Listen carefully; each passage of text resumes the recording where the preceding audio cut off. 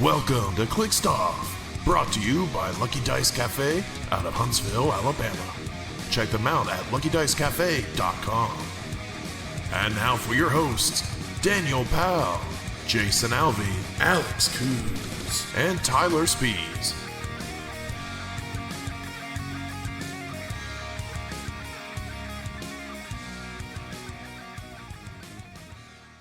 Hey everybody, welcome to Clixed Off today. This is your host Daniel Powell speaking. Just want to let everybody know that Clixed Off is brought to you by TrollandToad.com, the world's largest HeroClix retailer. Find HeroClix new and old on TrollandToad.com and use coupon code CLIXEDOFF for 5% off your HeroClix order. Merchant and pre-order items do not apply. If you like what you're listening to today on Clixed Off, check us out patreon.com/ClixedOff. $1 and above gets entered into our monthly giveaways, and $5 and above gets entered into our Discord server for HeroClix strategy and tactics discussion. Joining me today is Jason. I don't know, Jason.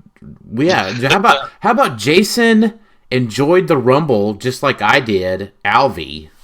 Hell yeah, it was great. Yeah, hell yeah. And then Alex, I haven't heard much from you at all lately, Coos. I'm too busy playing Snap, man.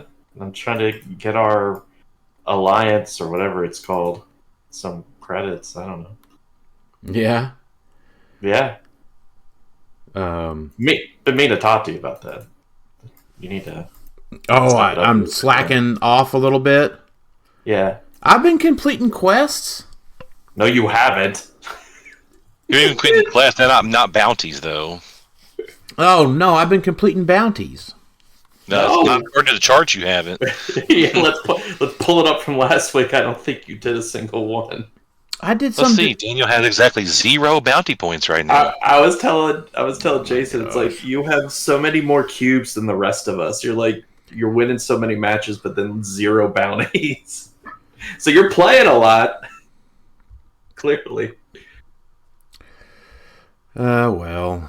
And that was our Snap Talk for the episode. I had 426 cubes and 6,400 bounty points last week. I was doing good. You did. I was slacking. Oh, maybe we should just do a Snap podcast at some point. We probably should. Yeah, people would probably listen to it. I mean, just for fun. We got a lot of questions though today. I'm excited to listen to what the people want to know from us today. As soon as I finish getting 4 cubes from this guy. Well, let's see. He's got one more Doom 2099. I made it right there in the wrong spot for me. Let's see. Are you still playing Doom 2099? No. Yeah, I am, but he was also playing Doom 2099. But I beat him by the other location. You know what's the most satisfying thing in Snap is when your opponent plays a magic and you get to turn 6 and you play a storm. Or a Legion. Yeah. Yeah, or Legion, and you're just like, oh, you weren't preparing for that round 7, because... Or move your Nocturne. Right. It's like, that round's over. We're back to 6. Yeah. All right, well, we're going to talk about some of the recent Champion Click Opens results, and we'll talk about the King of New Orleans results. And look forward to Collector's Trove being legal. We might get into a little bit of spider talk for Adepticon, depending on how long we yap about other things. But recent results. Where have people forgot that Beetlejuice exists? I don't know if it's so they don't forgot about him or they just don't want to play him that bad. He's not fun. I mean, don't people realize like how much it slows down their opponent? But I don't know if people believe that he can win. Like, I think it's also the game of like, yeah, of course you could slow down your opponent. It could be very detrimental. but do we know that team could succeed and then like beat consistently? And I'm not sure that's the case. It's also detrimental to yourself, so because there's not a lot of people playing it, and the key people that could probably do well with it, no one wants to play it. So I think it's a toss-up of all of it. It's just he's not fun for anyone to play, and so no one's playing it. I guess doesn't mean you still wouldn't get something, but I think maybe there's just not been either one, there's not been enough events, and two, maybe it's just people are concerned about his capabilities. Yeah, I mean, I'm looking at... We've had how many events? King of NOLA and 2 Ices? Is that what we've had? At least 2 Ices, yeah. So not a whole lot. I mean, that's 3 events in the first, month of the year, really. I mean, that's a decent amount. And to be fair, just so everyone knows this, we're talking about Beetlejuice main force. I'm talking about Beetlejuice on the sideline. Period. Yeah, I'm talking about Beetlejuice on the sideline that much. I see him all over the sideline. What are you guys talking about? I mean, maybe not at the... Are you guys just looking at the... No, I mean, first place had him on the sideline. Well, I guess 6 out of the 8 did in NOLA, so more than I thought. I guess I'm also just not seeing as much Beetlejuice as I expected. Well, I mean, sideline space is precious, and so if even more so. So if your thought is, I'm going to throw him on my sideline and bring him out, but then he's incredibly detrimental to your own team, why even put him on your sideline? Did they do a top 16 for a 26-player event? Mm-hmm.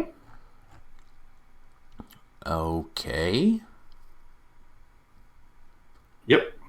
Huh. So there, some 2 and 3s made it in, and the 4-0 lost in top 16. Yep. Huh. Well, and that meant that one of the 2 and 3s didn't make it, or one of the 2 and 3s made it to the top 8. Mm-hmm. I don't get that one. I don't. That's only calls for a top 8. That's a 5-round top 8 event all day. I guess because it's a bigger event, prizing for it. Maybe yeah, but getting prizing HC units makes 9 through 16 placement easy. Sure. I don't get it. I'm sure they had some reason. I mean, there's not like there's event notes in here put in by a tournament organizer or anything. So to be fair, if we're talking about New Orleans. Nolans? Nolans. The sideline, 22 out of the 26 teams have Beetlejuice. Okay, well that's a little bit better. How many butterflies did they have? Butterflies. You can click on that if you go to the event and click on meta. Oh, okay. So we had... there were 17 had butterfly. Yeah, 7 teams. That so seems 19 that didn't. Woefully low. Well, so let's see. If I sort by win percentage, I guess sort by wins and win percentage is about the same. Yeah. Per Degaton, Legacy Panther, Hadari, Colossus, Timebreaker, Pog, Weasel. Were you seeing sort by winning percentage? I just sorted by wins. I guess I was really sort by popularity is what I was looking for. Yeah, popularity shows you the most popular main force figure was Black Panther, Chair Panther. Yeah. 9 teams. Okay. Mm-hmm. And then Colossus was 8 teams. Per Degaton was 8 teams. Hadari was 7. Butterfly was 7. Kong was 7. Has anybody doubted that Kong is any good? He's still so goated. No, there's just moved to bigger point values, really. Yeah. I didn't expect. I knew. I knew. Wait, was this the one that Dustin was in? Yeah.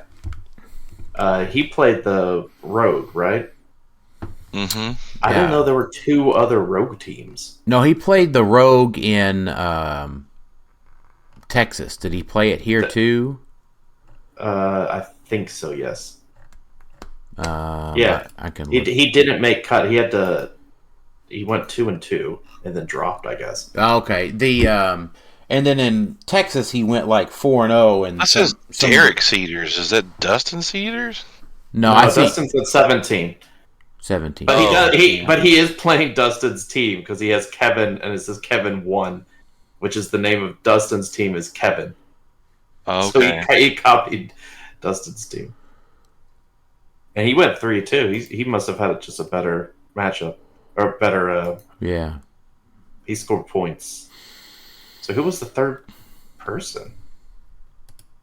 I'm curious. Because there's 3. I didn't expect 3. Yeah, so I think what I've noticed, I mean, just to state the obvious here, Colossus Hadari pretty much running the show right now. That's not to say that Kong can't win. That's not to say that, Rogue can't win. But I think the cream of the crop is Colossus and Hadari. And do we really think that Collector's Trove is going to change that? I think things will change, yes. What from Collector's Trove? Well, Collector's Trove arguably makes it better. But Collector's Trove makes Colossus Hadari better. Yeah, absolutely. What I think it is now people are... Like, everyone was preparing for Hadari, but not necessarily the Prime Colossus Hadari version. Yeah, and it's just so now two really good beat sticks, right? Right. So now that we've seen it consistently now through, 2-3 events, I think people are now going to be building for it. And so I think it'll go... It's still going to be great. I just think people are going to be preparing for it more and not be surprised at a Hadari with Pulse Wave. Like I still think it's one of the top teams to beat. And so if you were getting in today and wanting to try to play a team and you had money to get a Hadari, that's not a bad team to try to play. But I think people are going to be preparing for it. How?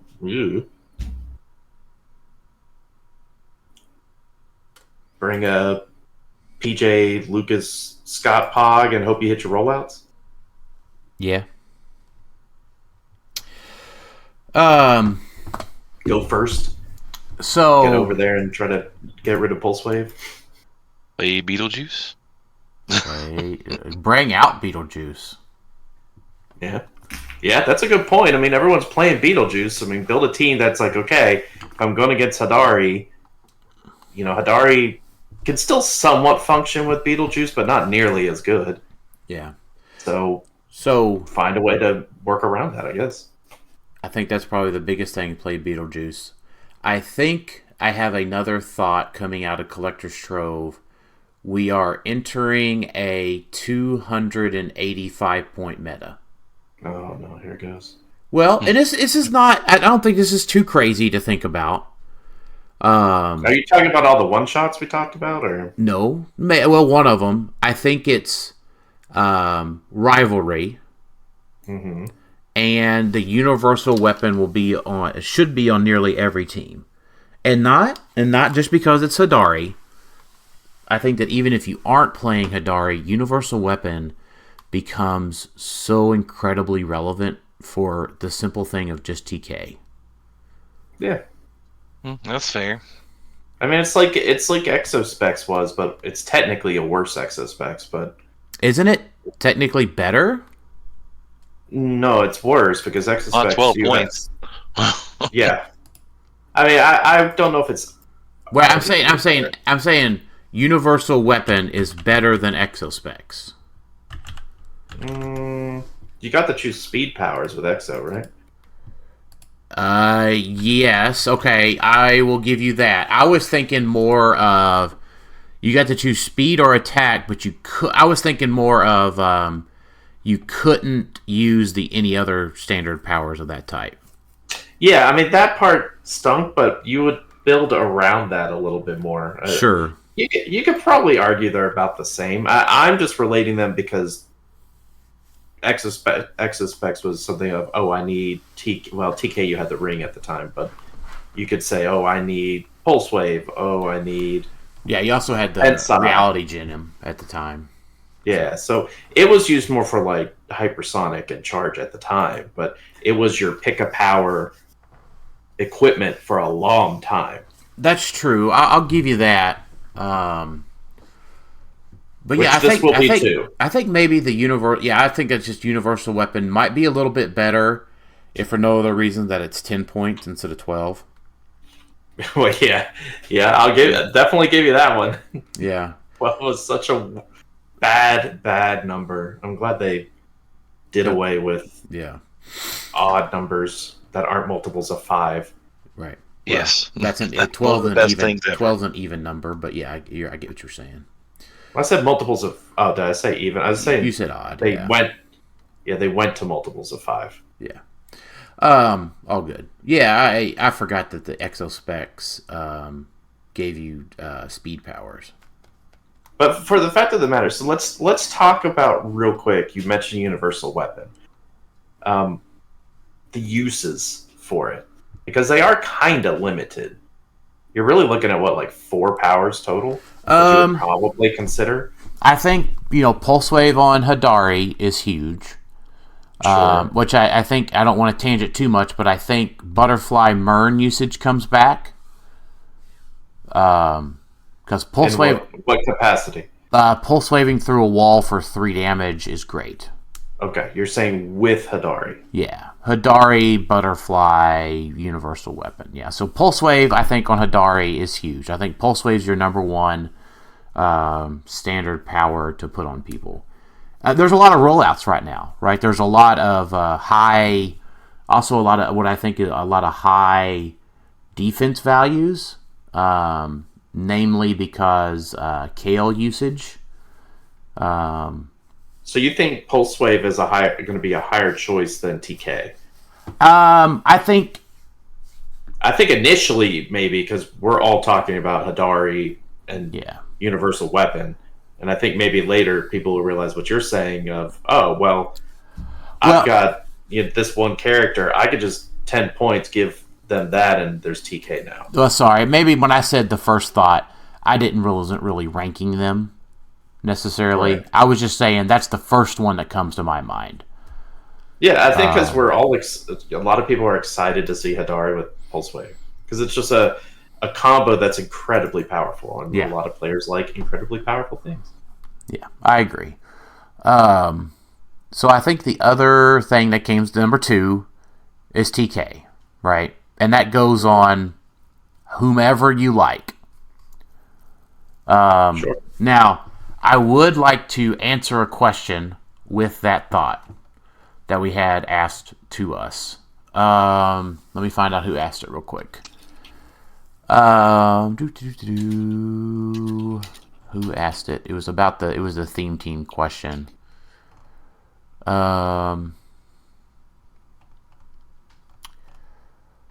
Oh yeah, McConnell Lamar, he says, "Hey gents, hope you're doing well." And this is, how do you weigh theme versus unthemed when team building? I think and then how do you approach team building in both scenarios? I think the universal weapon brings back theme teams even more.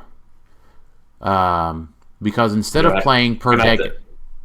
Go ahead. And I say that, but 1, 2, 3, 4, 5 of the top 8 were themed, so about half and half at New Orleans, because you get just access to TK. So I think Universal Weapon giving access to TK provides themed teams that reach that they may not have. That would have maybe been, you may have said, well, I want to go unthemed so I can play per Degaton. I see. I was really confused until you said that. In my head, I was thinking, how are they losing the TK by going second? like not being a theme. Now it makes sense. You're saying that now they could play, instead of per Degaton, they could play a 10-point past or a 10-point mystic figure that may not have TK and give them a universal weapon to fulfill that role. Yeah. Play a goon if you really want to, and just throw a universal weapon on them. Yeah, preferably somebody a little sturdier than a goon, but yeah, I get point taken. Yeah. I think it's interesting. It's definitely probably the most sought after, or the equipment you want most out of this set. Yeah. And Alex, just so you know, the Per Degaton fans were upset because Per Degaton does have past. Sure. Just FYI. Yeah, that was just the first keyword that came into my head. I know. I mean, so to answer McConnell's question, for me, it's just how bad is it for your team if you go second? Right. That's basically it, because you lose the bonus, and the bonus is huge. Yeah, you can get around it. Like, you can still win the roll. Don't get me wrong, but losing that advantage, you have to assume, well, I'm probably going second. Yep. And if I go first, yay! But I gotta assume I'm going second. So if your team can handle that and it's unthemed, cool. Like, you're A-okay. But if you're able to, and you have to obviously balance that with how much power are you losing trying to force a theme in there, assuming you don't have some sort of figures that play off of, time stealers or something like that play off certain keywords and give bonuses, right?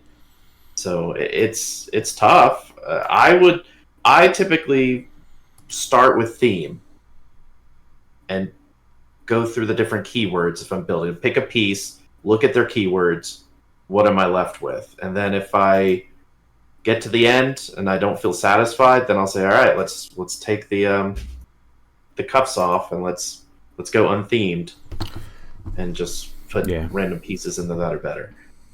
I don't typically start unthemed. I start themed. Yeah, I don't think I'll start thinking either way and just pick a figure and then just let it evolve from there. Mm-hmm. Depends on what you want to do, right? What's your goal? What's your plan? Yeah, because there's a lot of pieces, and you can still do this unthemed, but there's a lot of pieces that are like, so-and-so gets this if they share a keyword, or, there's a lot of keyword sharing powers, like, what's her name? Diana? Yeah. It's like, oh, well, you can yeet somebody over if they share a keyword, or something like that. Or like Wakanda. Right. Black Panther. Stuff and that, once again, you can still do that unthemed. You can have most of your figures Wakanda, and then your last 30 points unthemed, or last 60 points unthemed to fit a butterfly, right? Right. That's acceptable. Yeah, and I've done that. I mean, yeah. It seems better than the other options a lot of times. Unless you just really want to go first or control the map choice. I mean, do you really want to control the map choice? That's, I guess. Well, speaking of maps, the first round of Major Brock's Bunker at retail sold out. Jock. Mm-hmm. Yeah. So, I don't know. I really expect here, as soon as Howard gets those orders out, for nearly every top 8 to include Major Brock's Bunker. Yeah, probably. That seems like a fair assessment. Sorry, each team, and 8 out of the 8 teams will be using Major Brock's Bunker. I mean, it was almost that way in New Orleans. I mean, let's see. Let's do a quick count. 1. Sorry, that's on different spots. 2. 3. 4. 5. 6 of the top 8 uses Major Brock's Bunker. And it's like, I want to just pause here for a second. We are not calling for any change here to Major Brock's Bunker, to be clear. Yeah, I actually like the map. Yeah, I do too.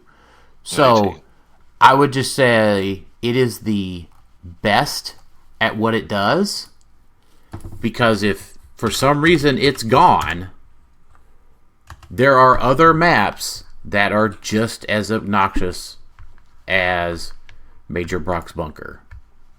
Yeah, I mean, it's effective. We've had maps like this before. The key thing that makes it not as bad is the fact that it's a small map. Like, you take, what was it, the sewers, or whatever it was called? Morlock Tunnels? Morlock Tunnels. Morlock Tunnels, right? Super annoying, way too much blocking, but the bigger problem was it was a big map. So you had to use so much, like, TK, perplexes, to maybe get over to their side. Whereas now, okay, it's a small map, so you can mitigate that a little bit. Mm-hmm. You don't have to necessarily use as much to get across it. So I'm fine with it. The key thing for me is that WizKids just needs to... I know this was a rock map, but WizKids needs to kind of, identify the excitement for it and realize maybe we need to make some of our own similar maps with some blocking and stuff like that. Like, Vibranium Mines is okay. It's got a lot of blocking. It's got some elevated. But, more of that style, because that's what people want. They want to be able to mitigate going second and have an advantage, right? Mm-hmm. To help lessen the fact that, you're going first. It's a small map. You're going to come over to me and beat me up. Yeah. Without Major Brock's Bunker, going second would feel incredibly bad. Mm-hmm. And I was going to add, I was just going through the maps here real quick on HC Maps, and House of Mystery is a good substitute for Major Brock's Bunker. Yeah. Probably about the best one as I'm looking through some of these. Injustice Gang Hideout. We still have that. I didn't realize we had Injustice Gang Hideout as a reprint. That's a really good map. Mm-hmm. So yeah, those are a couple. Yeah, and the other thing to note that if you don't have Major Brock's Bunker, do your due diligence on studying the map so that way when your opponent chooses it, you know which side to choose, and not the obvious ones that are because your opponent's going to put it down in the best possible position for them, hoping that you won't move the map. But it's typically better to just turn it once, right? Because if you look at it on HC Maps now, from A 1 to 16, A to P, the ideal situation is having it where elevated on one side and the lower elevation on the other. If you're playing the map, right, you want to be hidden away. But if you turn it just 90 degrees, you technically could play on any of those elevations, like your team. And so their whole team may not be able to fit in that lower elevation. They may have to have someone higher up or something. Yeah. It's just the little nuances that I think the top players notice. That's what the more experienced players realize. Oh yeah, don't forget you could just turn those maps and choose any side. And it's easy to just fall into, you get the one that has the 4 elevation, and I'll take the one that has the side that with the 1 elevation. No, just turn the map. I might even throw your opponent off. Very true. I don't know if I played Major Brock's Bunker at a 90, where I'm playing on the one side. No, not usually. What's your number 3 power, Alex? That's a wonderful question. I think I was leaning Precision. I think it's either Precision or Penetrating Psychic Blast. That's hard. I feel like Precision because we still have a lot of Super Senses out there. I was going to go with Precision because it's also, we have a lot of Super Senses out there, just in general, even if it's 5/6 stuff. But you also have Colossus, and if you're dealing him 5 or 6 damage, right, it sucks if he rolls it impervious. Precision strike means you're at least going to deal 1. Yeah, that's true. Yep. I had my number 4. Jason, did you have another one? Well, for number 4? Yeah, what's your 4th thought? I mean, I think Psychic Blast, probably. I mean, there's an argument to make for, like, poison. Yeah, I was going to say poison. That's fair, but I don't know. I think Psychic Blast is still pretty useful. I think everything but Smoke Cloud is obviously useful in the attack slot when it comes to the universal weapon. But poison's probably number 4 as far as a sneaky, tricky use out there. And I mean, I know we're not really talking necessarily about like Quake and Super Strength because there are other equipment that give that, Mjolnir, Crimson Gem, etc. But the fact that you can switch and just, if you need it, you got it, even if it's your ranged attacker. I mean, there's something there with that. But yes, you really is a good point. Yeah. Yeah, I mean, if someone places terrain around you, right? Turn 1, they do the whole, I got this elevated terrain right in front of you. Sucks for you. Well, it's like, okay, I'll choose Super Strength and just move over here and put it down. Yeah. Or if you just want to carry that heart-shaped herb, or... Well, the downside is you'll drop it. Or something. You'll keep dropping it, right? Because it's at the beginning of your turn. Oh, so at the beginning of the turn you gotta choose? Yeah. Yeah, you'll keep dropping it, yeah. But that might not be bad for, the phone booth purposes of just like picking it up, running across, and you're just going to drop it anyway. Like that's not terrible. It is something that is a good point. Like just being able to say, okay, this person's my TK, and then turn 2, he's going to run up with the bush or something. Because he's not. Everyone's already been. The person's been TK'd. What else is he going to do at this point? So, right.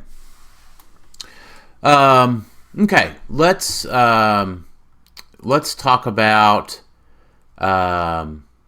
let's just answer some questions. I was looking forward to talking to some questions a little bit. Marcus Wade asks CCO ? So when we talk about CCO, it's the Champion Clix Open. So which is the second, like, next to Rock is like, or I guess next to WizKids is the other modern circuit. Yeah, definitely is. And it's partnered with WizKids. It's ran by David Newmark. Their judge staff is ran by PJ Bolin, Lucas and Anthony help out with that. So, So Manny Kinks asks, do you think it's on the opposing player or judge staff to inform a player that they are stalling, taking too long? In that regard, how long is too long of a turn? So whenever it's top cut, I think every top cut of every event should have some form of active judging. So if it's during a regular Swiss round, it is for sure on the opposing player to bring it up. If it's top 8, it is both the opposing player and the judge staff to active judge a top cut and make a determination on that. I don't think it even matters if it's top cut. If you think they're taking too long of time, it's your responsibility to speak up and say something. It's just hard because it's like, what's the word? Competitive versus gamesmanship or something. It's like you feel that way, but maybe it's your friend. Like if you and Dan were playing and Dan was taking a little bit longer, you may not feel. I don't give a shit. Tell him to get off his ass and get moving. All right, yeah, you might just say, "Well, that's yeah." You've never been Alex with us whenever we play against Zach, and he's. Well, that's the point, though. You guys feel comfortable just telling the player. You wouldn't necessarily bring a judge over. You might yell, "Judge, he's taking so long," but you would be like, "Okay, hurry up, please." And I mean, I've done that in a few games where it's like my opponent has a bajillion actions, which is fine. He's playing through it. But when that happens, turn 1, turn 3, turn 1, 2, 3, they're turning 10 minutes, 15 minutes, and it keeps going. I'll be like, okay, well, can we please, I'll tell my opponent, can we please speed up a little bit? Like, yeah, there's a distinct difference between taking actions and progressing a game state versus reading all of your opponent's cards and doing that over and over again for, say, around 21 minutes. Especially 20 to 21 minutes of reading your opponent's cards is not acceptable. Yeah. And if you ask me to read a card you have on your own team, we're having a problem. Yeah, absolutely. And because the opponent should have said something in that case, and considering Top Cut, there should have been active judging to help move that along. Especially when it came down to reading the card of, the thing he was playing. I'm not even talking about any specific instance. I'm just saying in general.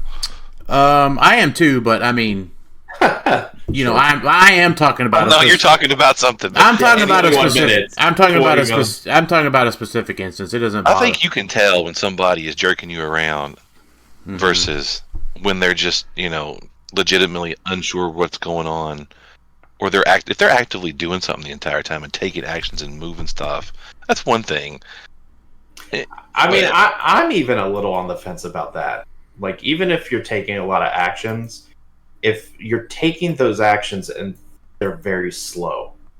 So it's like, all right, I'm going to use Perplex. Who am I going to use Perplex on? It shouldn't take 5 minutes to make that decision. Yeah, like, I'm going to sidestep here, and then I'm using Green Lantern, and he's carrying 8 people, so I'm moving across, and then you play this little dance for 5 minutes of placing all the people around. Like, my thought is, we're at a top-level competition. If you have a team that has a lot of moving parts, a lot of free actions, I understand you want to make sure you're doing things right, but you also have to play faster than you probably think you're playing. This isn't kitchen table.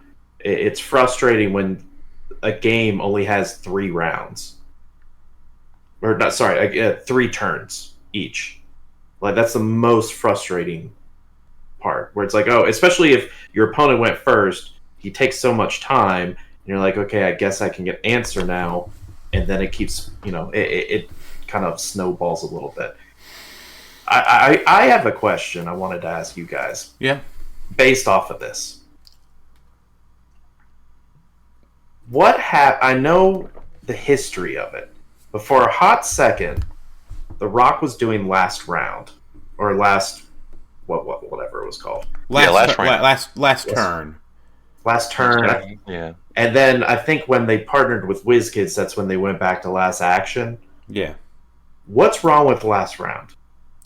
So, I would say I personally enjoy it. I think it brings to a good conclusion to the game. There's 2 major issues with it. Mm-hmm. One is from a tournament organization standpoint. It can make rounds last really long. That's whatever.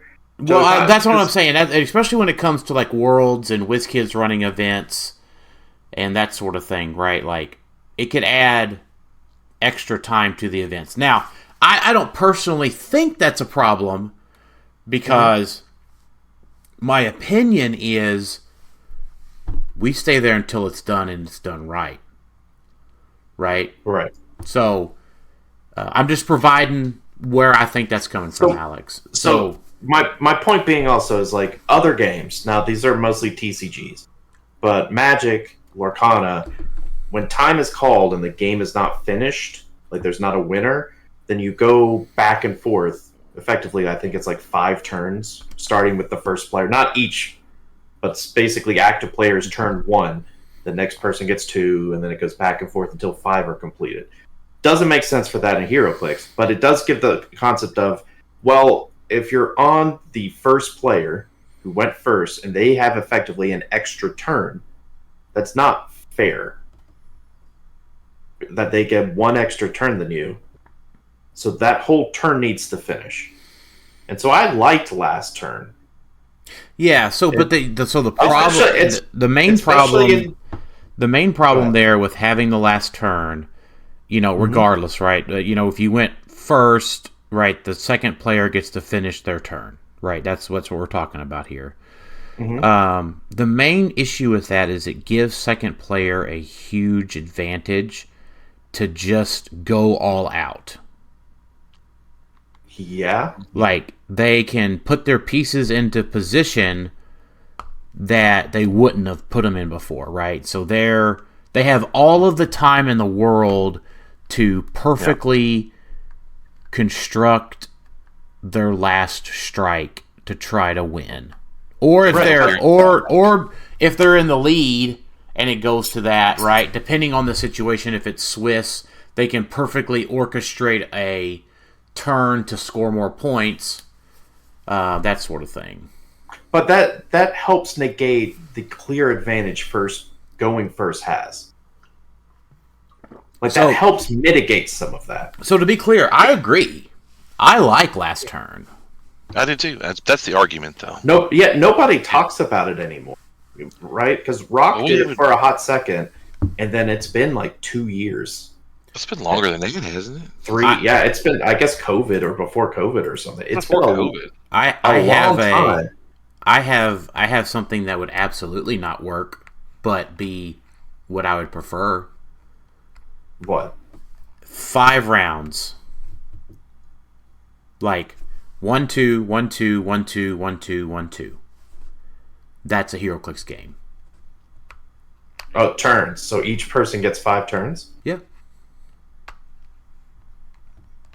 That's interesting, but not a lot of games end up doing a set amount of turns. They say a lot of games do time, but they allow you time to finish it. Because this also, and the reason I bring it up now is because this helps solve some of the quote-unquote stalling, where someone maybe knows that you're 30, 40 minutes into it, and they were first player, so they're like, I'm going to slow down a little bit because I know last action's about to be called. Well, that's not going to help you necessarily, unless you're second player, I guess. Yeah. Well, no, I guess unless you're second player. If you're second player and you get ahead, it's then on them to want to drag out towards the end of the game, so the game ends on their turn, which will end the game. Right, but first player has such an advantage going first on small maps anyway. Yeah. That I feel like that's a good compromise of okay, sure, you could choose map. All right, fine. But with MERN nowadays and, Major Brock's Bunker is whatever. But allowing second player to have a little bit more, I think last round is something that needs to be entertained again. Things like this would be okay, my opponent took forever. Maybe I now have 1 turn, and sure, they have the turn to go all out, as you said. Yeah. But that's okay.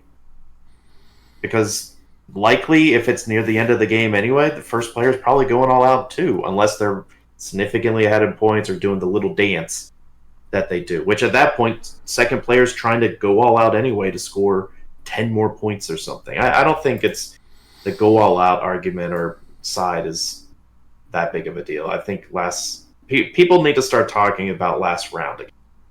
Yeah, I'd be okay with that. Yeah.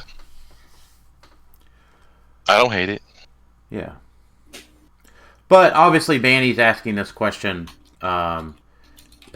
Degeneration Clix streamed the finals of the event, and there was a player there that took at least one 20-minute turn and was looking at a bunch of cards. So, I mean, make your own determination on that, but that's why Kenny's asking that. But, as Alex and Jason were saying in our pre-talk, there was, drama that happened this weekend in the HeroClix community, and it wasn't related to us talking about Silver Age. So, yay! Yay! We weren't involved. We weren't involved. Whatever, y'all decide yourself if that's okay with y'all. Brandon Michael Bruner asked a good question. What the Scarlet Witch Chase from Collector's Trove? I really like her. I just don't know if I'm going to get to play her. But what's your favorite way to run her? Now that you've had a little more time to think about her from the set review. I don't know if I had a lot of time to think about it, but I think I'd play her at 75 points if I was going to play her. 70, you mean? Or 70 points, yeah, if I'm going to play her.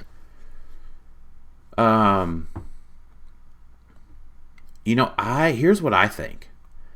I would really like to play her at 4 of her at 70.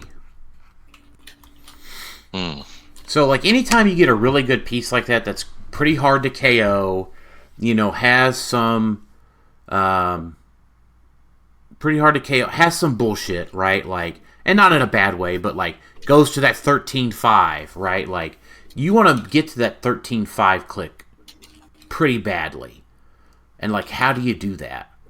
Will you make it to where they have to deal with one of them? Right, now you're speaking my language. You're talking multiples of the same piece. I'm like, yeah, I think maybe 4 of her, and that get you to 280, and then maybe some, like, a universal weapon and, a turret on one of them. I get you right at 300, something like that. Don't quote me, just my thoughts initially. But I've seriously thought about 4 of her. Now, will that win something? I don't know. But that's probably the way I would like to see it played. You get to add the Darkhold one-shots, So, and they don't count towards the sideline limit either, so... You just can't add rivalry and stuff. Correct. But, I don't know. I think the best way is to just make her hard to deal with.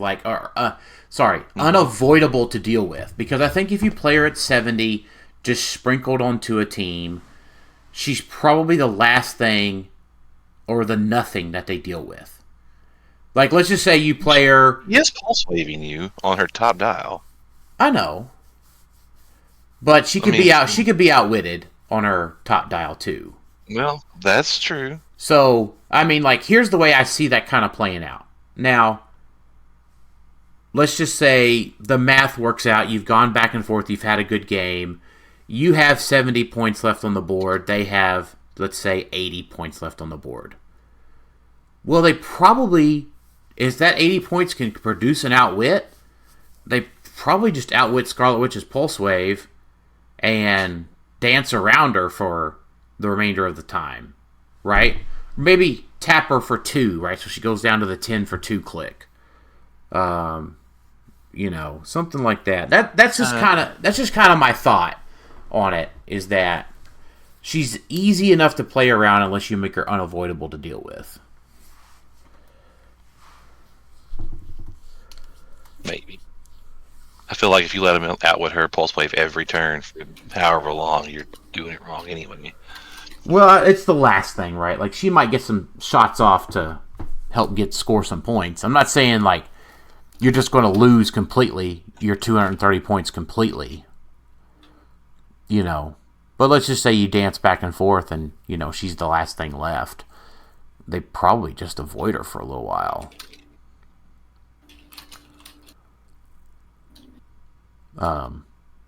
But, that's why I say, 2, 3, 4 of her may not be such a bad deal.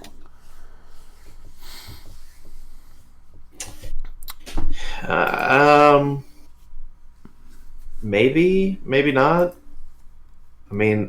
Doesn't Hadari kind of just chew through them pretty quickly? Takes 2 turns. Well, then she has to go through the shape change then. That's the biggest thing, is that you try to... Well, I guess, yeah, Hadari with Pulse Wave does, right?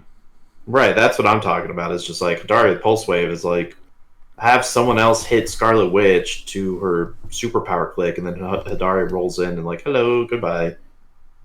That's fair. And she'll take one from the Mystics. But not during Pulse Wave, she won't. Yep, there you go. Yeah. So I think Scarlet Witch is fine. I don't know. I'm the only one on the podcast that doesn't have one, I guess. So I don't have one. Yo, you didn't get one in your Mighty God pack? No, that was like one of the 2 chases I didn't pull. Okay. Or 3 chases I didn't. No, the God pack only came with the Infinity one-shots. Mm-hmm. It doesn't come with Scarlet Witch, Such a shame. Scarlet Witch, Doctor Doom, or Agatha. Or Agatha. And or Strange. Strange, yeah. So yeah, I pulled Doctor Doom. But I didn't get, I pulled a God pack and 2 Ultra Chases out of this set. So that was pretty darn good. That's a little humble brag over there. Dude, I'm excited. I love it. I'm loving it. My local still hasn't gotten theirs. Really? It was they did there was some issue with stuff, so that we're supposed to be getting it maybe Friday for this weekend.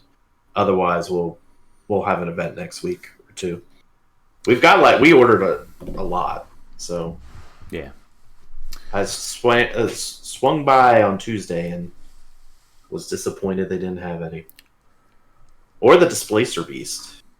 Oh, I got that too. Yeah, I need to get it just for the Mimic for the broadsword, the +1 sword.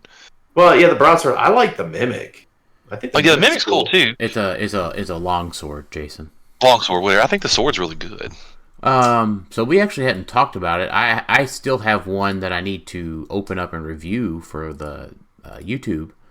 But we really haven't talked about it yet. Is it under Marvel Iconics? It's under Dungeon and Dragon Dungeons and Iconics. Dragons. Okay. Oh, I see it. It's right there at the top. Yeah, so it comes with the Displacer Beast, the Mimic, and the +1 longsword. Yeah, so the Displacer Beast has traded shape change. When he uses it, roll a d20. If the result is higher than the attacker's attack value, it succeeds, and you may place Displacer Beast up to 2 squares away from its current square. Okay, that's fine. Protected Outwit. Traded Giant Reach 2 and modified Displacer Beast's attack +1 for each opposing character within 4 squares that's not on its starting click. So that's neat. Traded special movement power, sidestep stealth, and if Displacer Beast was placed since your last turn, charge and exploit weakness. But it's a rather super generic dial. Yeah, he's a little too costly. If that was like 100 instead of 125. Yeah, it's kind of just a charge piece. Yeah, some really good stats, but yeah, because I mean, you're assuming when he gets in there, he's going to be getting at least like probably +3,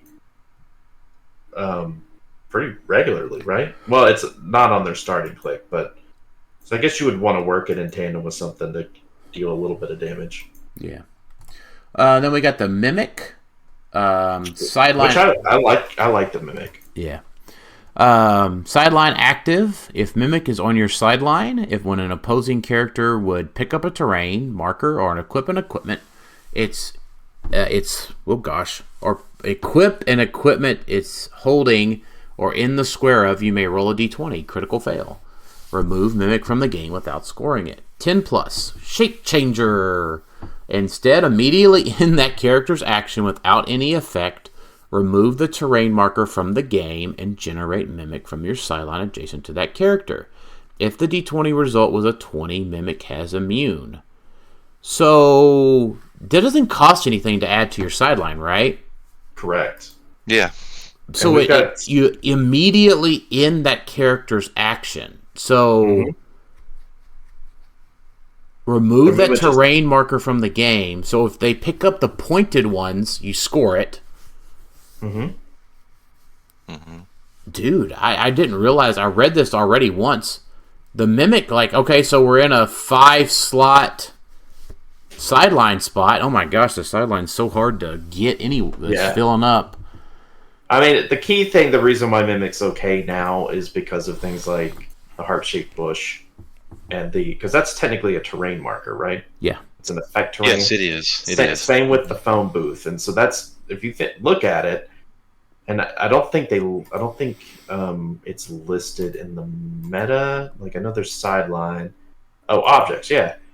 Like, 20 teams out of 26 had a heart-shaped bush. 11 had a phone booth, and then the other 11 had vibranium. Like, everyone's playing a heart shape because it's free, and you've got these object slots, 3 of them. Why not? So everyone's playing a heart shaped bush and probably picking it up. Well, as soon as they pick it up, well, you can roll, see if a little mimic comes out. Now, there's a chance you give up points. Let's be fair; it is 15 points if they KO it. It does have only toughness.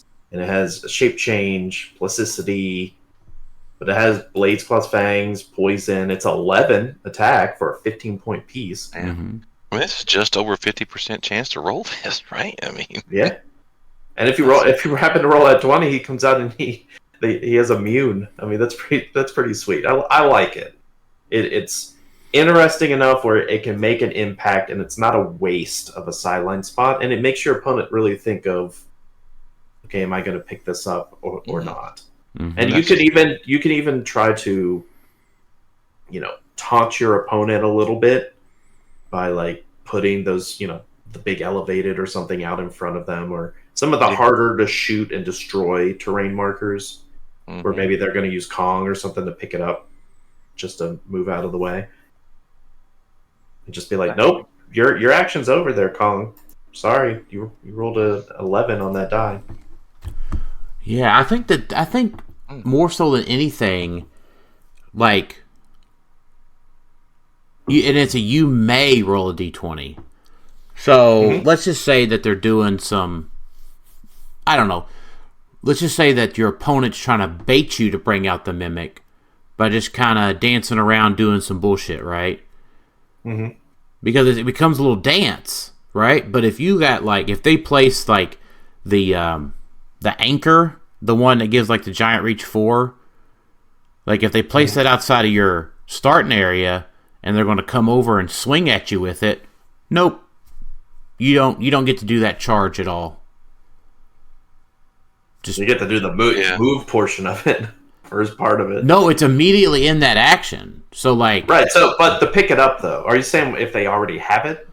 No, that's what I'm saying. If they place it out there in front of your starting zone because they want to charge, smack you with it or something.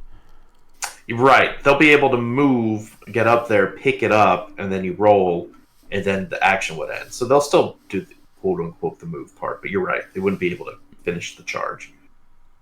Yeah. I do like that WizKids was at least nice enough to where if you roll that 1, you don't score the mimic. Thank goodness. It's enough that you have to remove it. It would be almost not playable if they said, "Oh yeah, if you roll that 1 though, he's removed from the game and your opponent scores." It's well, that kind of sucks. But that would probably make him balanced, actually. I think he's balanced as is because people don't. That is the one thing we didn't have a counter for, if you think about it. All these free terrain markers, and we're going to be getting more in the spider thing, aren't we? It's the smash and destroy. We're getting more of these terrain related things. Yeah. So, heart-shaped bush, phone booth, those things have been going. They're free. We don't talk about it very much because they're awesome, and they're free things you can add. But they're there, and I haven't played many modern games tournament wise that have both of those in it to know if people actually take the time to get rid of them. I'm going to take an action to go shoot the phone booth. It's I don't feel like you take that action. No, probably not. It's also useful is the traffic barrel or whatever. Is that technically a terrain marker? It is.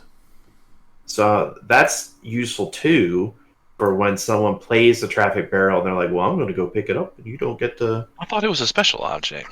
It is technically a special object. But that falls under terrain markers. They're all terrain markers. Okay. Mm-hmm. And any kind of equipment is also a terrain marker. Yep. But they have to pick it up. So Yeah. I'm fine with that. It's another, not necessarily a counter, but a way to be like, okay, well, maybe this helps against traffic barrel. They try to like go pick it up, so you can't just shoot it. Right, and you can score it. You can score their traffic barrel. Mm-hmm. Like, maybe that's fine, right? Like, you're going to just gain so much more by being able to have your Colossus run through barrier or run through blocking. Right? Like, you know what? This makes me even more okay with Major Brock's bunker. Because traffic barrel plus Major Brock's was a real downer. But if you have this nice little cool mimic, you can still run through the thing, right? So things like She-Hulk and Colossus and Kong. 50% chance. 50% chance. Good. You know what? Gotta believe, Alex. Gotta believe. And if anyone's listening, crying about, well, it's free, it's no point, that's too powerful. Well, nowadays with such precious sideline spot, you almost have to think about the cost of taking a sideline spot. Yeah. Mm-hmm. Where it's like, oh yeah, it's free, but think about all the other free or 10-point pieces you're trying to fit on a sideline today. Fitting a free piece on there isn't just as free as you think it is, because you are now maybe not playing a Beetlejuice, maybe not playing a treasure chest or something, I don't know. Or Khonshu, or Khonshu, yeah. There's a lot of pieces, especially with Butterfly, right? Mm-hmm. It's like, well, good luck. You know what else is new that we haven't looked at and talked about that seems interesting? What's that? Have you looked at Mr. Freeze? No, we can. But I was going. This is what piqued my interest. All right, hang on one second, Jason. I was just going to say, finish out the mimic with the longsword, close combat expert, blades, claws, fangs, and when his character uses it, increased damage dealt +1. But the cool thing is qualifying words, brute and warrior. So those are always neat. So let's talk about Freeze. And we also, after Freeze, we also need to talk about Sandman. Yeah, we can. Okay. That's fine. So I was looking at Mr. Freeze, and he has a trait called Revenge is a dish best served cold. When an opposing character KOs a friendly character, after resolutions, give that character a target token. Friendly characters with the target trait treat that token as if it were generated by that trait. So now we no longer need that crappy 80-point Ra's al Ghul to give out more target tokens. Although you're giving up a character, but although you really have to, you don't need a crappy 80-point Ra's al Ghul anymore. You need a crappy 70-point, 60-point Mr. Freeze. He's better. He's better than Ra's al Ghul. I think the problem with Mr. Freeze is that he dies at 70, 60 points if you touch him. Maybe. He could. He does. He has flags on. He's got some interesting stuff. Yeah, I agree. Did we see? I guess we saw. Did we see this Freeze like forever ago? Is that why? No, we didn't see him. He was just previewed by some other content creators. He's out now. I have to make a video on this guy too. I'm just. He's not in Iconics. Why is he not in Iconics? No, he's kind of like a convention. I think he's more like a convention buyable that they made available to stores. Is what he falls under. Yeah, the rest of the stuff's been Iconics. EH24-001 or .00-001. I don't know. He has in-cap. He lets friendly characters that use in-cap deal pen damage on action tokens. He's got Perplex. My guess is that he was meant to be a Bible last year that they didn't get in. Yeah, I assume so. That's my guess. I don't know. I think he's kind of cool. Yeah, I like that. I like the pun, Jason. I know you weren't. He is, for pun, yeah. but... He is an assassin, by the way, also. So, something to think about with those assassin teams. He almost looks like an Iconics, but it's like because he's in the snow globe. Yeah. Like, it's almost like they were like, yeah, we could do this as an Iconics, but it's like, well, when was the last time we saw Mr. Freeze in a snow globe? Like, it's usually his wife or something that's in one. Mm-hmm. Yeah, his wife. Yeah. I mean, he could have been an Iconics. That's what I thought it was until I found out it wasn't. Yeah. Sandman is not in HC units yet. It's under Dream. The character's named Dream. Oh. Because we got 3 objects, which three it's more in your. Where's it at? It's under DC Iconics. It's at the DC bottom. Iconics. Yeah, I got it.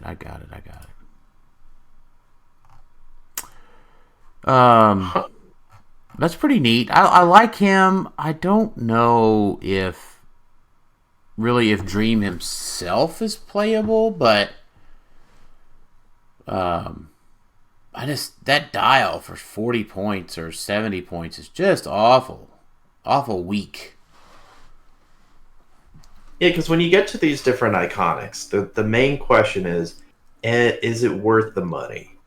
Like, should I be paying for it? And I'm sorry, it isn't under DC Iconics. I don't know why I said it was. I was looking at newest unit. That's where I found it. Oh, I guess it does say DC Iconics. I just didn't. Anyway, Dream might be worth it just for the equipment. Yeah. Because you get 3 equipments, and they do something none of the others do. Yeah, so let's talk about him real quick. When Dream KOs an opposing character, after resolutions, he may generate and equip a equipment that's not already equipped to him. Dream may be equipped with any number of equipment as long as they're vestments.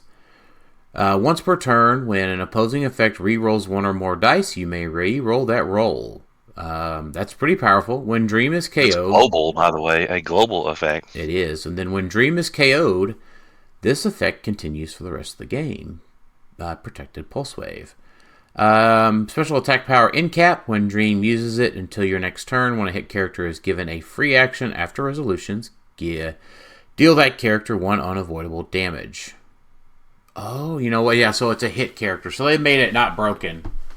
It would be broken if it didn't say hit character. Because you could just power action, let him using in cap. And then it would apply to any character. But nope, they made it not so broken. And then special damage power on his 75-point dial with leadership and shape change with the lower dial. Just getting shape change. The problem is that this guy is actually 90 or 55 points. Why? Because he has to have a bike.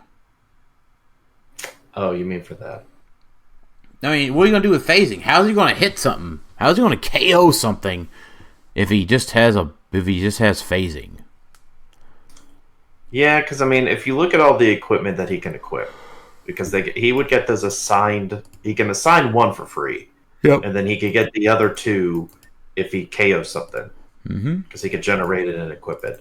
None of them are attacking-based equipment. Pouch of sand, or pocket sand, as I like to call it. You have like Dream's Helm, which is a 25-point equipment. Qualifying words is endless, so that's literally Dream. That's his signature keyword. And it is effect, it gives you cosmic energy. And if this character already has cosmic energy printed on its base, when they use willpower, they succeed on a 3 through 6.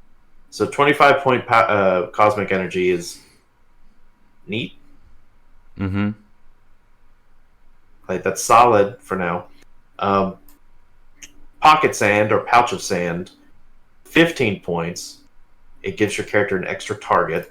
And also incapacitate. If this character can also already use incapacitate, when they use it, after resolutions, heal this character 1 click for each hit character. Okay, I mean, the extra target's nice, but that's not really 15 points worth it. The Dream Ruby is the one that'll probably see the most play outside of Dream. It gives barrier and shape change. If this character can already use shape change when they use it and succeed, after resolutions deal the attacker damage equal to the attacker's printed damage value, and that is 15 points. Mm-hmm. We don't have equipable barrier, I don't believe. No. So that's big. So that alone makes it where, yeah, maybe you need to pick up this Iconics if you play teams that are like, hey, I want equipable barrier. And shape change. It's like you get both. So it's not bad. Like that's an object that I can see being played on a decent amount of teams. I mean, it's 15 points, but if you've got a good attacker that maybe already has cosmic energy or something, and you're like, man, I need to give him shape change or barrier. I don't know. I guess having barrier makes it a little weirder to just throw this on somebody. But would you ever play this on somebody that already has shape change? Gosh, I mean, maybe if they just maybe if they just had like barrier, and maybe if they just had shape change, and I wanted them to have barrier.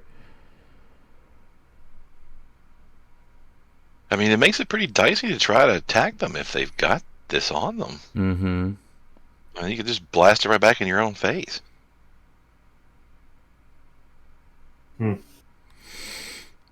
Dari hitting herself for 4 or 3. It's Yeah, interesting. That seems hilarious to me. I mean, I agree. Dream, I don't think is anything to write home about. Even with his equipment, he's not doing much. So I think I don't know. It just proves why the universal weapon's so much better. You got a pulse wave around all this crap. I mean, but on that note, hey guys, if you don't have a PJ Scott Lucas token, you might want to pick one up. They're pretty. They're what? How many points? 3, 5? They're 5. 5. Yeah. I mean, that's 5 points. You might want to slide in. Just give you a little bit of. It doesn't protect you from pulse wave, but it at least protects your powers. Yeah, it's a little cheaper than Ghost Rider. Yeah, I mean, here's the thing. Like, maybe this is where Ghost Rider usage goes back up with the universal weapon coming out. Perhaps. Guess we'll find out. I could just see people paying 5 points and just playing, because you also get the empower from them, and they have sidestep. So It's also much easier to get rid of them. Yeah, one-click fog. I mean, true. So you would basically be protected for one pulse wave. Except if it's a Hadari pulse wave. Right, that's right. They have toughness. I see now. Yeah, they have toughness. Yeah, if you don't have one, I mean, you could probably get them pretty cheap right now. I mean, it's definitely worth a consideration, no doubt. Go ahead. No. I'm good. I was going to go ahead and move us along to the next thing here. So, Marcus Romeo, something Javier. Sorry, Marcus. What were the biggest surprise figures from the weekend aside from Colossus? What primes do you think are going to be seen in the top tables? I mean, Rogue. I was going to say it fits both of those. I was going to say Reverse Flash off of a sideline. Or Main Force. What's Blue Beetle. Oh yeah, that's a good one, Jason. I wanted to bring that up because there were quite a few Blue Beetles. Because playing them at 75 is a good counter for a lot of pieces. Even the people that strangely play Hadari at 60. Mm-hmm. That's true. But it helps against Kong. There's like a lot. There's not a ton of pieces over 75 points that people are consistently playing. Right. Outside of Colossus and Hadari at 100. and Kong. Well, if they play Kong higher. I feel like Kong is mostly played at 50. That seems to be the trend lately. Yeah, I guess so.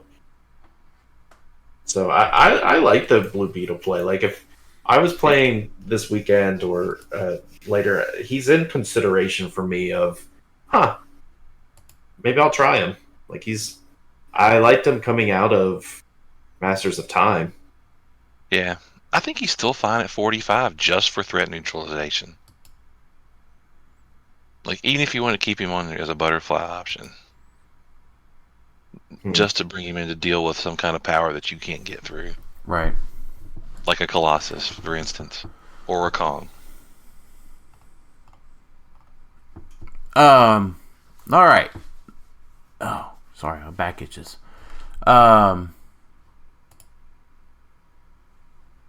so McConnell's second question. We did cover the Collector's Trove, the Iconics and the Sandman. The top 5 modern equipment. Universal Weapon. Trick arrows. Bloodstone. Yep. Then it gets really tough. I think you look at probably the bike. Yeah. And Bucky's arm. I'm gonna call it. I'm gonna call Hell Cycle and Motorcycle even in the 4 spot because it just depends, right? You're probably you need one or the other. You don't really. I don't know. You don't really need both, right, or whatever. Like they're the same thing basically. Just pick the power that you're wanting to get. I do like Bloodstone at number 3.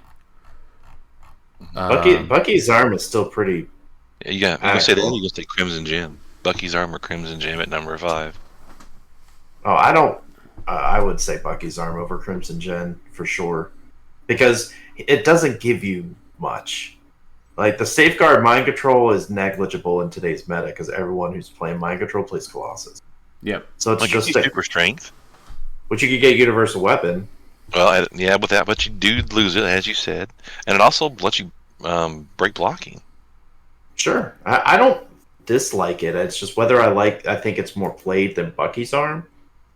I think Bucky's arm for 5 points, the close combat expert, and the super sense is on a 6 is still. It's going to be still the staple that it's going to be. Now, I don't want to bring this up because we don't need to how impactful do you think the grown chase equipment are going to be from the chase boosters, the little pogs? The grown chase equipment? I don't want to hype them up because it's like they're going to be so hard to get. Oh, gosh. So let's talk about those real quick. We didn't talk about those during our set review because we didn't know they existed. I think we knew one, right? We knew the Ethereal armor. Armor. But I hope there's not more. Are all of them not in? Okay, some of them are characters. So let's talk about the characters real quick. We knew about Moondragon. I think when we did our set review. Yeah. She's pretty cool, but I mean, man, 20 points, that's pretty tough. I just want to do it quickly here. Phyla-Vell, a running shot pulse wave pog with impervious and prob. I like that a lot. And also keep all of these pogs in mind with Falcon and being able to bring them back. He is like the main instigator of, these pogs are much more playable with him because now they may be worth more than just one click. Marvel Boy, hypersonic precision strike outwit pog. That's pretty 20 crazy. points is a little much. It is. Martin X, we got another T2 here. With Poison, a sidestep Poison invincible leadership piece. And then when Martin X uses Poison, characters that reduce the damage dealt are given an action token. That's cool. That's 20 points, though. I mean, it's a 20-point leadership. That's the key thing. I mean, yeah. Charlie 27, a charge, super strength, range combat expert pog. Yeah, I don't get this Pog at all. It's got Guardians TA. That's kind of cool. Is there another Charlie or something that makes this? Like, I don't. He's a character from the old school Guardians of the Galaxy. And that's what most of these folks And so are. is Martin X. Yeah. Okay. Like, yeah.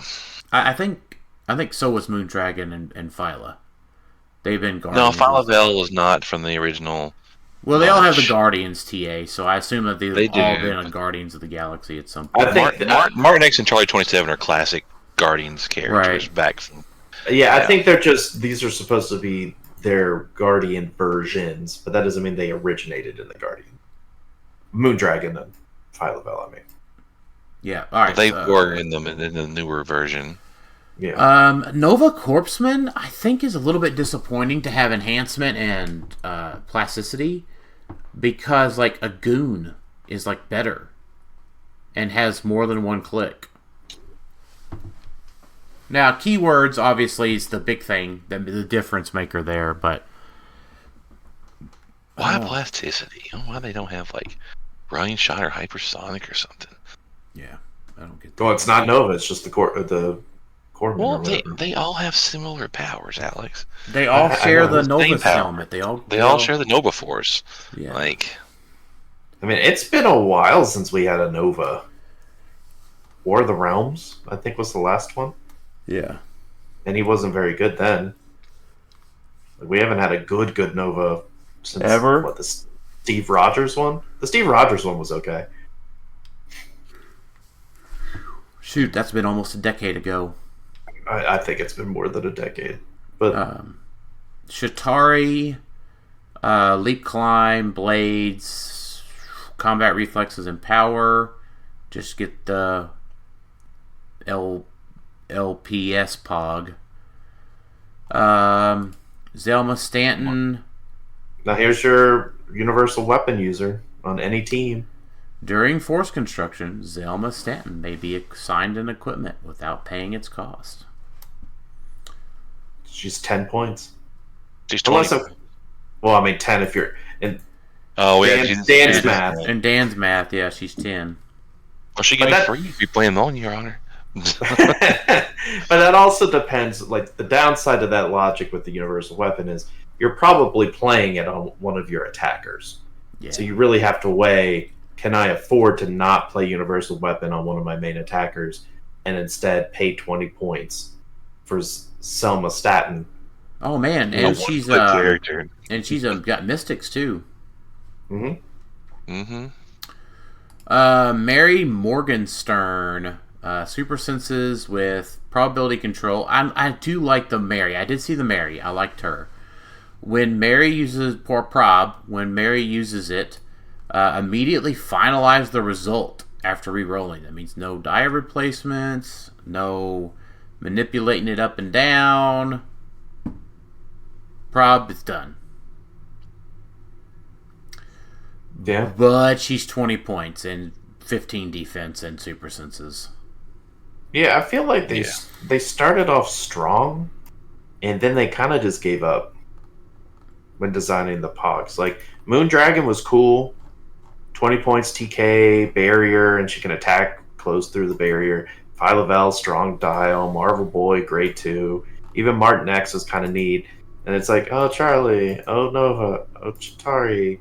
Selma, okay. Like, they just kind of just... Yeah. Flying carpet. So we get into our equipment here. The flying carpet is flight and speed +1. So solid, 5 points. It's solid, but it's no cloak. I mean, it still gives you +1 speed. Like, I guess I'm thinking from the standpoint of who's left on your team that doesn't have an equipment. We don't have a lot of low point equipment. Yeah. So it's like, oh, I've got, a Green Lantern or something. What, instead of trying to figure out how to get another Perplex, I could just equip this person with the flying carpet. I think it'll have its uses. Aetherian armor is flight and toughness. It's fine. Biogram image is shape change. It's okay. Yep. I mean, that's another one of those where you're just looking at your team and you're like, all right, well, I've got 5 points. So I want to play a one shot, or do I want to just throw a shape change on this incredibly rare shape change pog? Yup.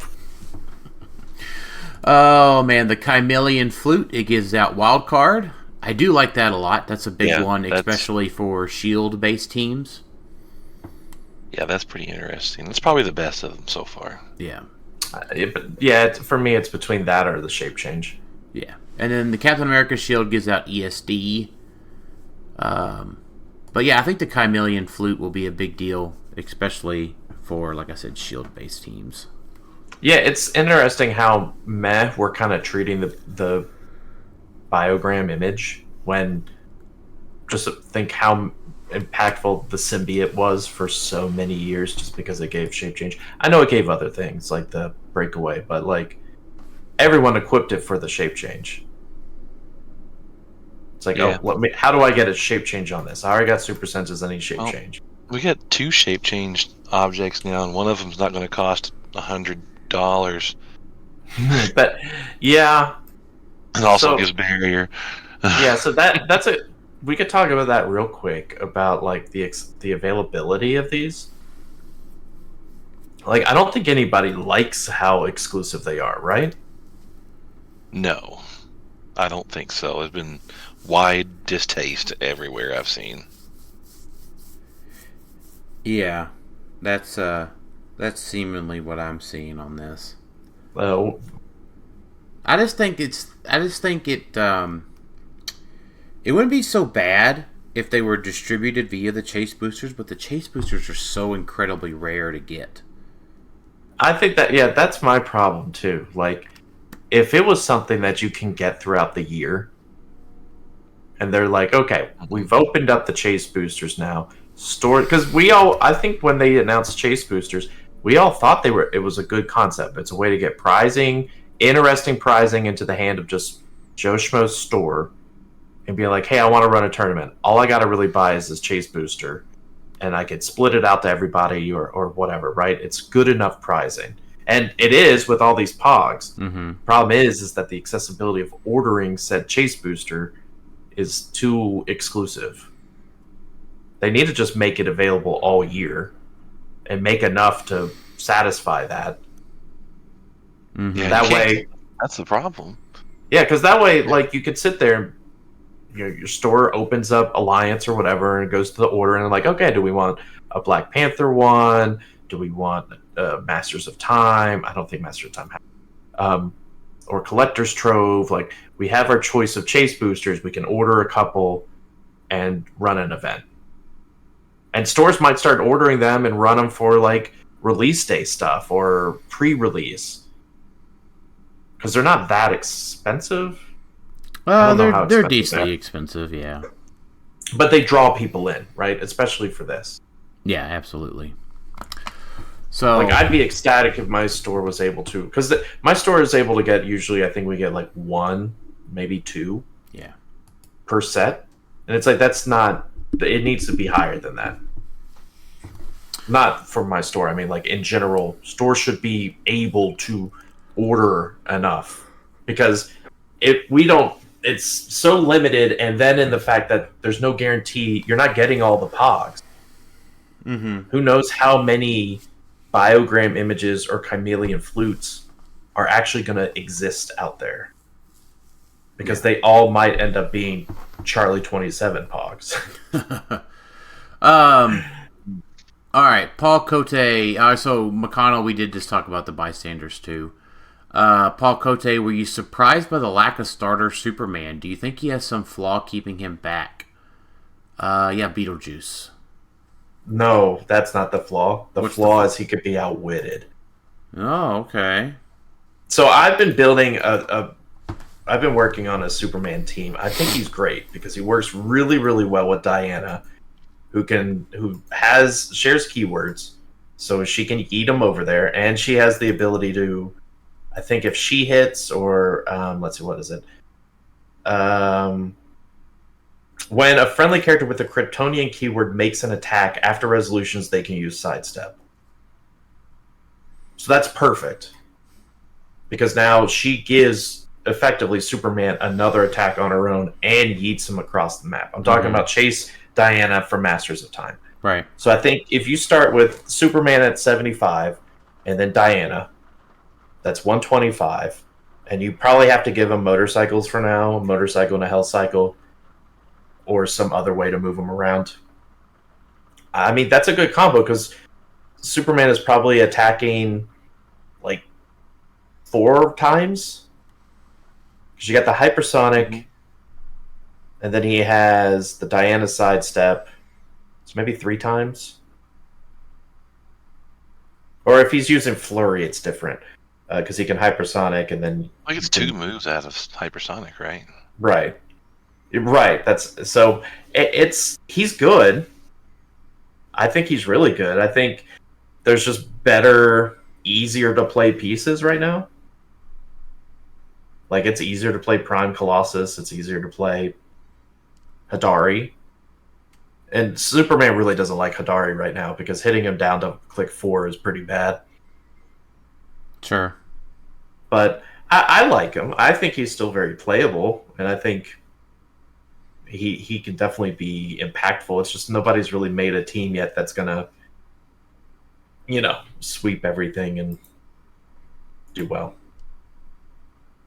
But I still like him a lot. If I'm playing him with Diana. I think you almost have to. They work too well together to not play him.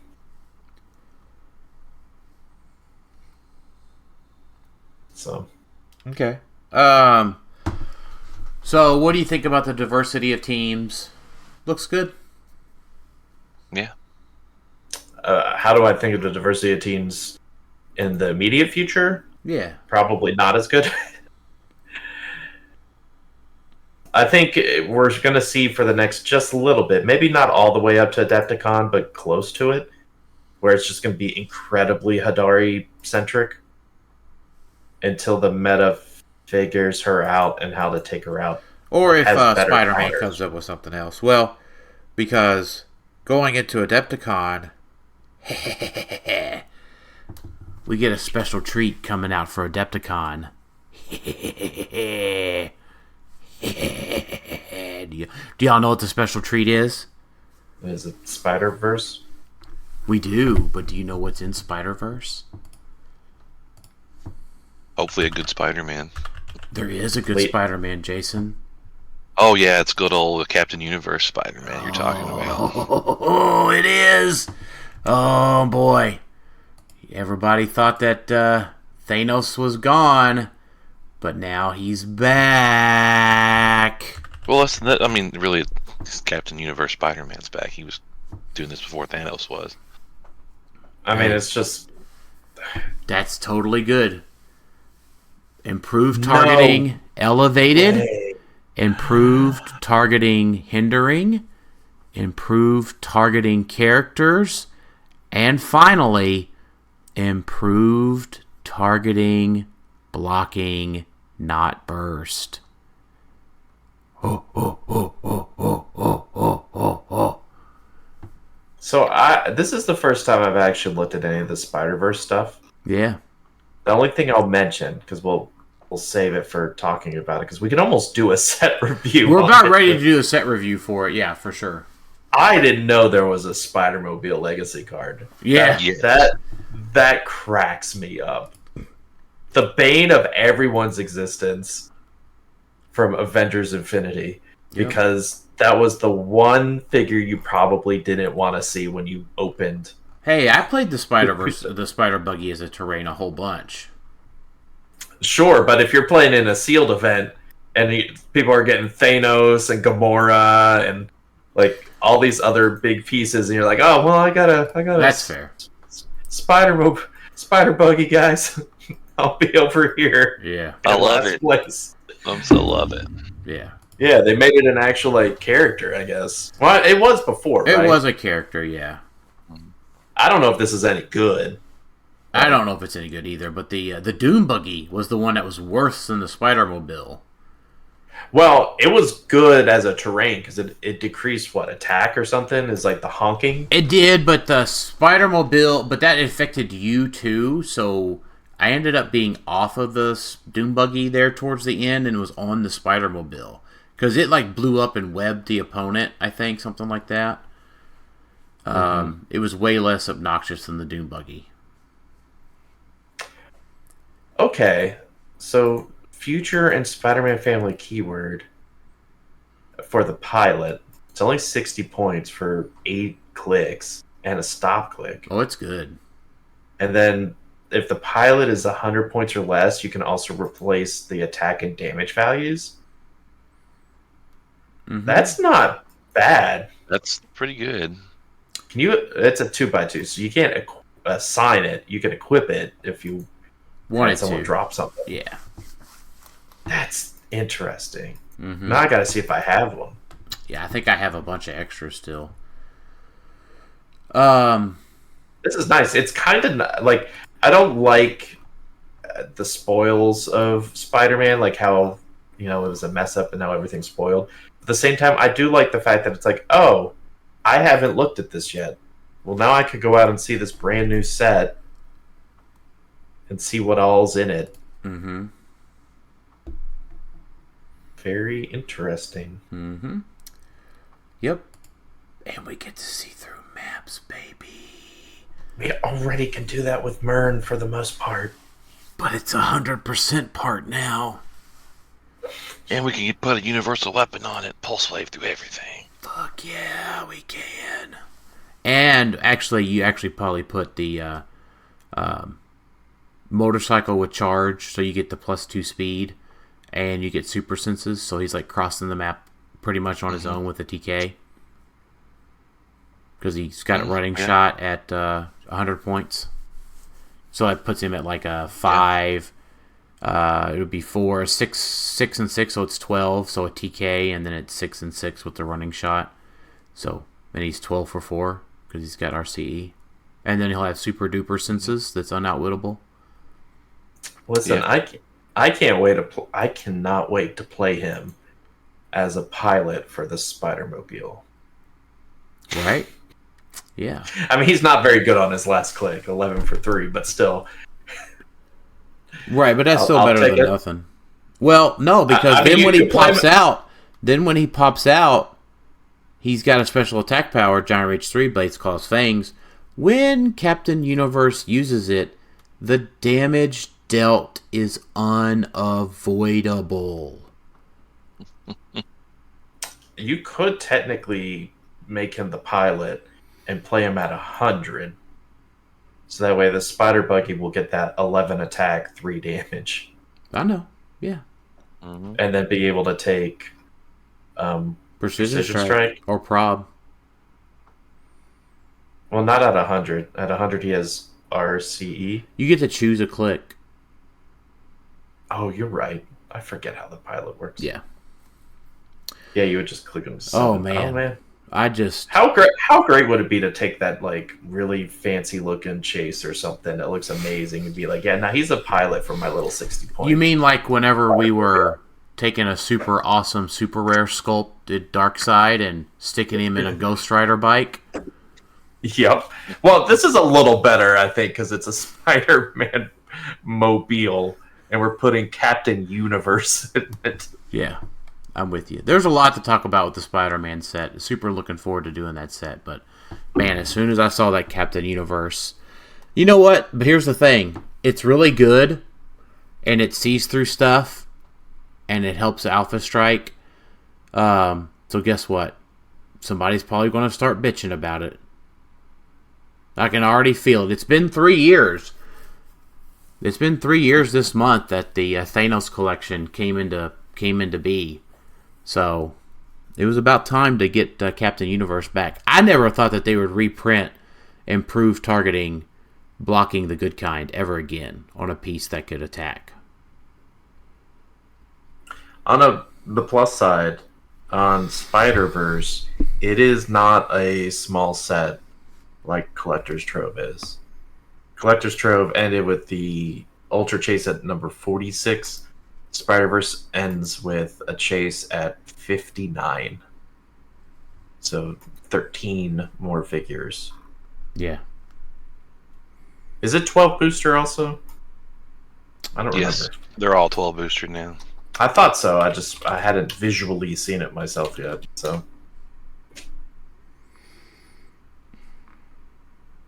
Yep, it is. But it's a bigger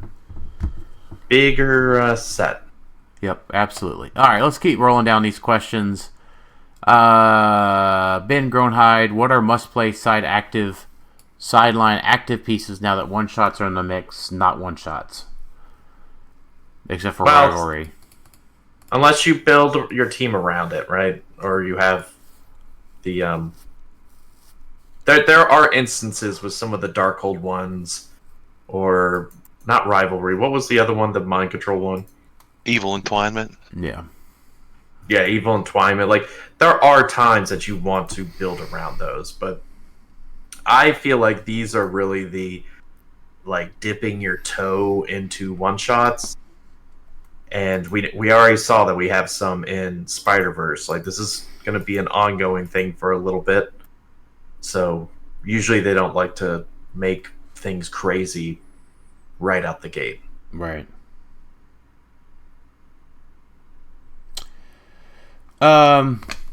Okay, so, and then Ben's other question with the sideline being so contested. Oh, we talked about some other must-play sideline pieces, Beetlejuice. Mimic is now up there potentially. Yeah. And then with the sideline being so contested, some pieces like Time-Shifting Batman and Infinity Gauntlet chases seem instantly unplayable because of how much sideline space they eat up. Do you think that the sideline should be increased from 6, or is it good as is? I think it should go to like twice as much or 3 times as much, which means that it's as good as it is. It is good as it is.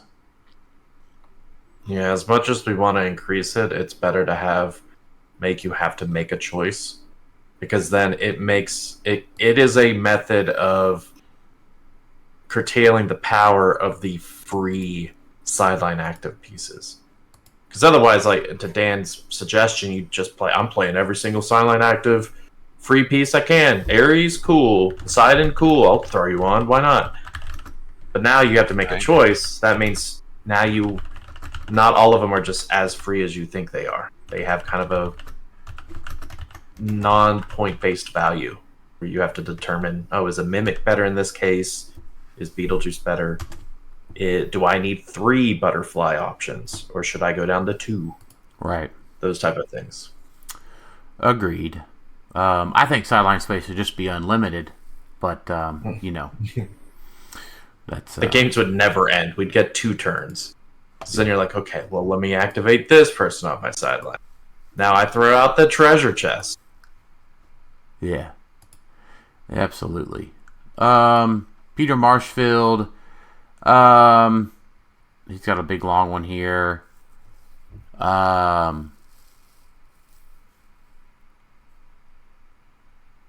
gonna say anything? Yeah, I'm just reading it all because it's the last big one here. It's a big one. He sent us 2 builds to look at, but I can't get. There's the first one. He's got a Black Prime Panther build, and then a more fun build. Fun build's fine. I dig a Tom on Supergirl. I do like that. And then, so it's Black Panther Prime with the long sword. And then Supergirl with the avatar of Atum, which I like that. Diana with the Hell Cycle, Wonder Woman, Death Metal, and Shuri. He's got the herb so Supergirl can carry it around and heal up the Atum damage. Mm-hmm. Isn't it a little crazy seeing the fact that Wonder Woman is technically a 2021? It's a 4-year. I know it came out a little later, but technically based off of the number, it's 4 years. Almost 4 years. I love it. She's so great. Let's just make her modern forever. Please, no. Just make her evergreen and see how long it takes for her to be outpowered. Yeah. That's funny. And then his other team is a Beholder team with but that's a fun team. Blue Beetle. Yeah. I still like Beholder, but lastly, in your opinion, if you have 5 points left on your build with either unequipped character, an open sideline slot, or an open terrain object slot, how are you utilizing those last 4 points, or do you decide to go off theme and chuck a time breaker on the build? 5 points. 5 points. So you should already be playing Rivalry. If not, you play that. And then you probably try to play the Unobtainium Shape Change object. Yeah, I mean, thank you for... Flute. For 5 points. Yeah, I mean, there's going to be instances you want to play the Lucas, PJ, and Scott Pog, especially with Hadari everywhere. So if you're worried about Hadari, that might be the top of the list for me, just to be able to give my people some rollouts or something, right? Depending on my team. If I'm going unthemed, I'm definitely looking at Lucas, PJ, and Scott. Yeah. Because my thought is I'm probably going second against Hadari, and they're going to come over and just pulse wave me in the face. Kind of like when Kong came over and punched you in the face. Now Hadari's coming over to pulse wave you in the face. Exactly. So I'm looking at that, or I'm looking like what Dan said, the Biogram Image or the Chameleon Flute. You can even do the Treasure Chest if you want to have fun. Because that does give out powers if people are like in the same square or adjacent. But you could also just have that on your sideline, for free. All right. Diego Valdez asks, how many Hadari Yayos with universal weapons do you predict will be played at Champion Clix Open? Yeah, a bunch. A lot. How about percentage? 30%.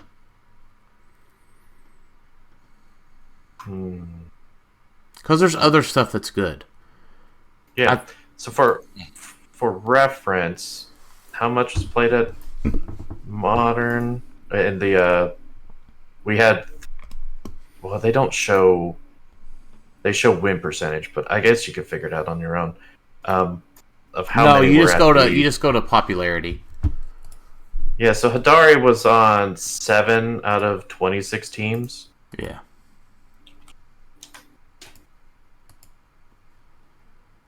So that puts it at 27%-ish. Yeah. So Dave's not far off.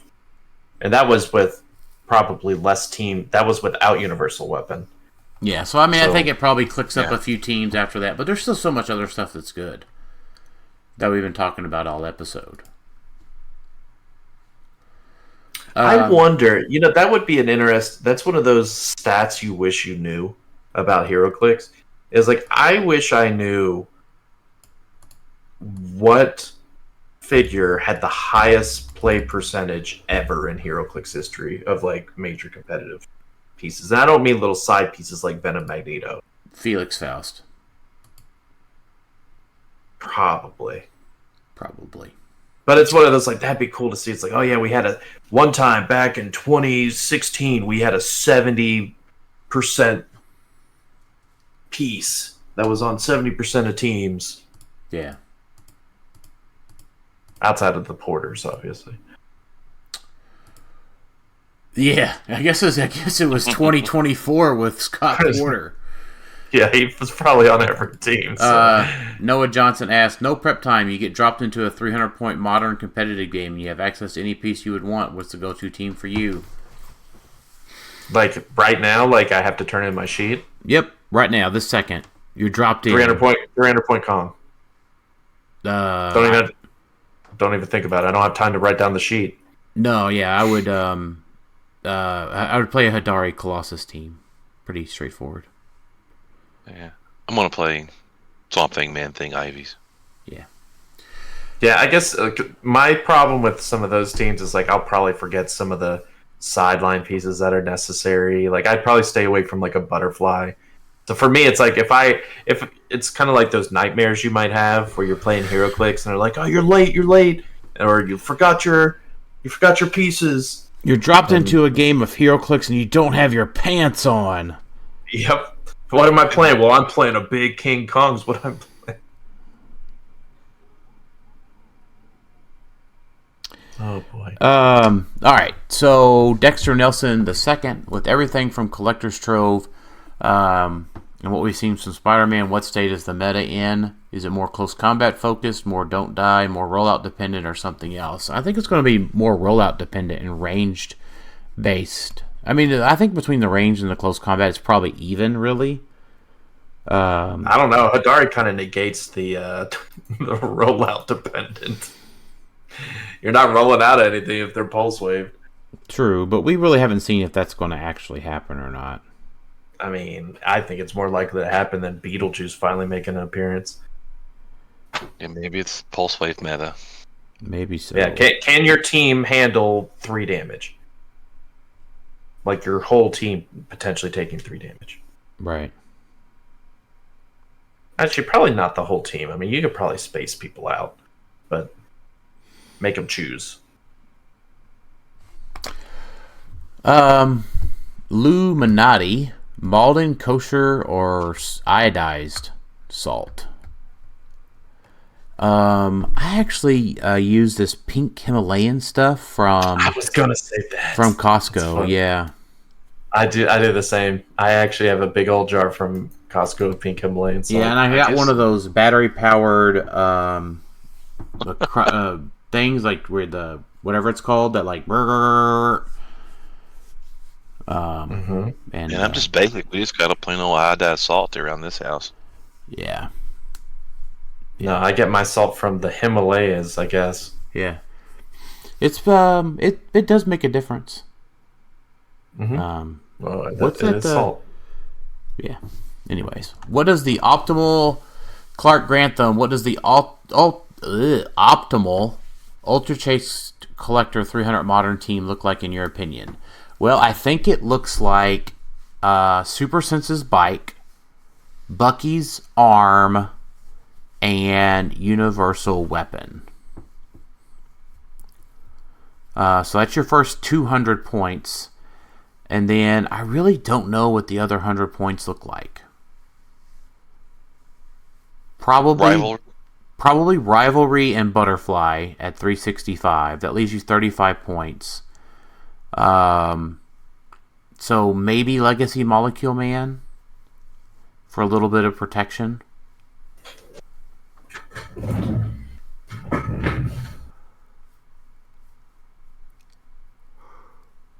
I don't have one. You guys are the ones with them, right? I don't have one. Yeah, I do. Yeah. Oh yeah, Dan's got enough for both of us. Well, I did. Dan's been playing him already, so yeah, I've been playing him since I opened him.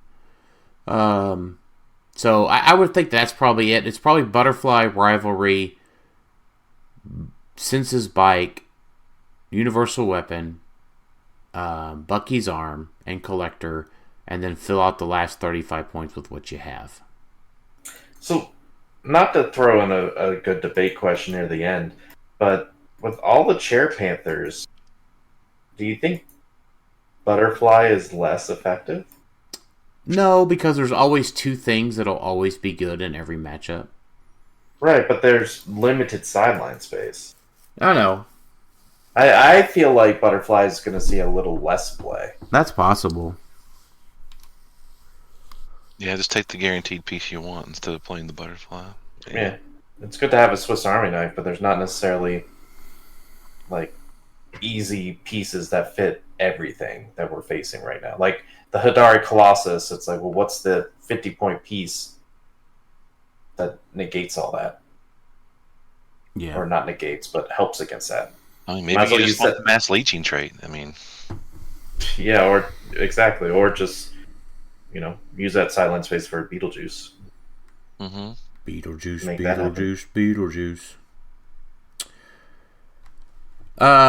Eric Adams, we did talk about primes already. I'm gonna say Black Panther that we didn't talk about earlier. That's true. That nobody's talking about. So, Alec Musser asked, "Does a sandwich make a sauce better, or a sauce ? And he tells us to make a sandwich. the sauce makes the sandwich. Yeah, the sauce makes the sandwich. But he didn't ask that. He says, "Does a sandwich make a sauce better, or a sauce ? Well, Make a That sandwich. might have been a typo. You know what? It would have been, but it's funnier to think that Alec told us to go make a sandwich. I can also think of a decent amount of good sandwiches that don't have sauce on. Yeah. Like you can have a good turkey and cheese sandwich and it not have any mayo or whatever, and it's still a good sandwich. It's not a great sandwich, but it's still a sandwich. But it's better with the mayo. Sure, but I don't think the sauce makes the sandwich. Sandwich doesn't make the sauce because, first off, that makes no sense. Like, as a question. Like, what sauce you talking about? Barbecue sauce? We can't have this barbecue sauce because there's no sandwich. Like, sauce does make sandwiches better, but that's about it. All right. Now I want a sandwich. So. Yeah. Let's wrap it up with final thoughts. Final thoughts, Jason. I like that there's a lot of different stuff being played, and can't wait to see what happens at the next regionals and at Adepticon. Alex? I'm debating whether or not I found a character that the bag of holding can be useful for. Ooh. I like that. What else? That's it. That's my final thought. All right. My final thought is looking forward to seeing everybody at the Champion Clix Open in Columbus here in about 2 weeks. Then seeing everybody in Florida, and then seeing everybody at Adepticon. So lots of stuff going on. Feeling like we're getting back into the groove of things a little bit. So thanks to Champion Clix Open for hosting all those regionals this early during the winter time, early in the year. So thanks everybody for listening to Clixed Off today, and we'll talk to y'all next time. Later.